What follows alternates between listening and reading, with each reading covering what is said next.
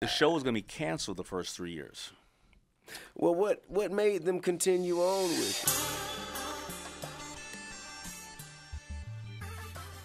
Shark Tank, the concept, the idea, like how. Okay, so the other thing, you did FUBU very well, and then you parlayed it into platinum, then you parlayed it into Coogee and Etonics. Okay, that we can get. You're a mastermind in the fashion world. Right. How do you shift gears and go into television and win 4 Emmys? You know, I wish I could say that I was a visionary and I had a vision for all these actions that I've taken. But I wasn't. And what I did is I started writing books, and I wanted to educate people on entrepreneurship. Mark Burnett calls up and says, "Yo," he saw me like on a TV show early in the morning on CNBC or something like that, and said, I got a show that's already #1 in London, Japan, and Canada. It's called Dragons, and I'm bringing it to America. I want you on the show." I go, who the hell wants to see 5 business people talk big? Like, who wants to see that? This show's garbage. It's not gonna make it nowhere. But I'm like, yo, you know what? I need a trip to LA. Right. You know, I had some pieces out in LA at the time. I was single. You know what I'm saying? As you should. You know, I go out to LA. I say, you know, I'm gonna go on the show. I'll shoot you a little pilot, but here's the only thing you got to guarantee me, Mark Burnett. You gotta let me go to breakfast with you because I got 3 ideas, show ideas that are smoking hot. That's the only reason I'm gonna do it. Right. Go out, shoot the pilot. I go to breakfast with Mark. He knocks down the ideas before the damn orange juice comes down. They were pretty whack. Hate it. Yeah, they're pretty whack when I think about it. And the show gets picked up. Dope. The show gets picked up. So it was all the original 4? Well, Cuban came on year 2. Okay. But the show got picked up, and so you know, Man, I could see myself on this show. I can see you on the show too. I could see myself on this show. I On would either love it. side, by the way. No, you gotta be in the chair. Nah, I'm baby. joking. You I'm gotta be joking. in I'm the being chair. facetious. I'm being facetious. Yeah. But I'm saying, like, the show is because you've had to be on that side too. Yeah. Like, you know, to make it to the chair, You had to be have on to the. You had to be on the be rug. on that other side. You had to be on that rug. I've You been on dig the. what I'm saying? I'm still on the rug. Yeah. So yo. I mean, that's how I feel. Like, you know what I'm saying? You have to master both sides. 100%. And I can respect it. So tell me one thing that you guys really fought tooth and nail over. That you guys really, like, that you really wanted. Yeah. On the show. Wow, man, we fight tooth and nail over a bunch of things. So I can tell you one we had a big disagreement about. What's that? Young brother comes on. He has this company called Scholly, and he had $1.2 million in scholarships himself, right? And he said, I want to create an app where parents and kids can go and find out scholarships that are available and find the best way to get them. And so and he's a brother out of Philadelphia. Lori and I like the deal. Okay. It's technology. Robert, Kevin, and Mark are like, it's garbage. And we're like, because they're tech guys. Well, okay. So they're seeing things we're not. And, you know, like me, being, or maybe you, I'm not sure how you are, but I'm a little jaded when it comes to clothing.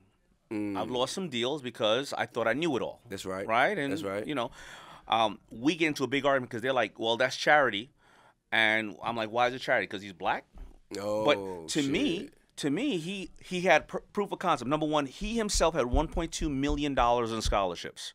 So he knows how to get the money. Right. He's just transferring it and putting it onto another platform to allow other people to do that. Right. So who are you to tell me that I shouldn't put my money into that? And Lori then invested with me on the deal. Okay. And all of those, we got into a big argument. They got up and walked out. Damn. They got up and walked out because they were like, this is not the charity tank and this and that. Well, anyway, dude goes on to have a very successful company. Damn. So they're wrong. And you and Lori. And me and Lori was. You and Lori was on the upside of it. On the upside of it. But the reality is, the best thing that makes the show real is, first of all, it's our money. Right. Those pitches are 2 hours long sometimes, an hour and a half long. People only see 8 minutes of it. We all know the fundamentals of business, but the way we execute it is going to be totally different. I mean, sitting through pitches, man, most pitches are very bad.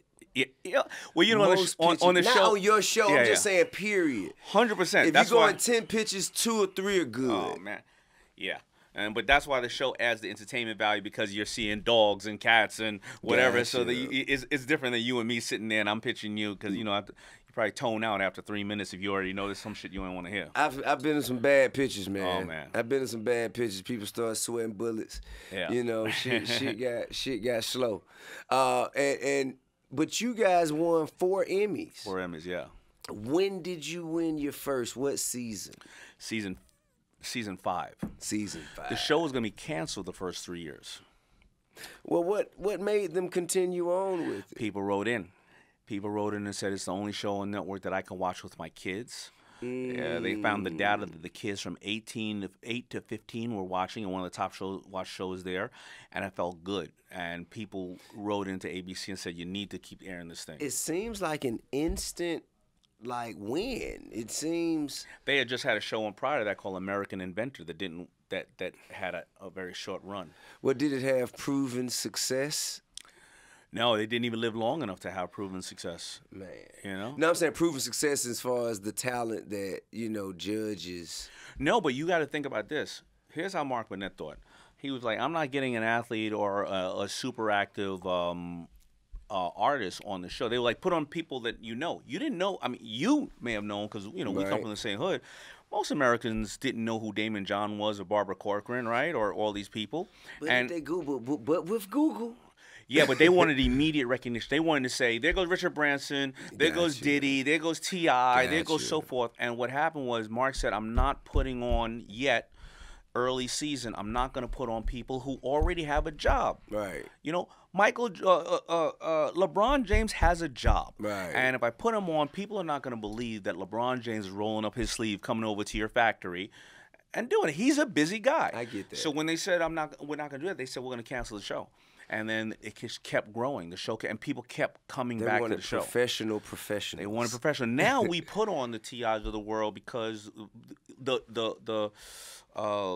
A-Rods of the world, some entertainers, because we know that when at your age and your experience, you're running businesses now. Yeah. But prior, we wouldn't put on somebody like a LeBron or somebody who's busy. Right. Because people are gonna say, well, it makes sense. Yeah. I mean, not for a full season, especially. You know what I'm saying? Because you got to have people who kind of can give you first position. Yeah. You dig what I'm saying? And usually, cats like LeBron and, I mean, even me for that matter, man, we move with the money at the speed of opportunity. But also, social media, when we came out in 2008, I mean, there was only Facebook and Twitter, and you couldn't really see, like today, podcasts and all this stuff, if you was on a show and you had a company, they see you pushing it. They can see you stop by the warehouse and check out shit, but that makes sense. They couldn't check that out back then. And early time, people weren't up on social media as much as they are today. Watch your favorite episodes of Expeditiously right now on the Expeditiously YouTube page.